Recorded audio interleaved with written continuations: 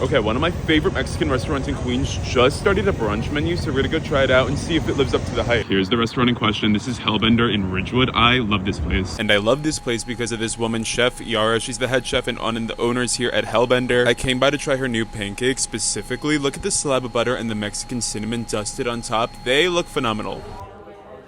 Okay, these are brand new to the brunch menu. They're corn masa pancakes. There's no sugar in the pancake batter. The only sweetness you're gonna get is from the syrup on top. So I'm excited to try these because I love a corn pancake. Here's the pancake. It's thick, loaded with syrup.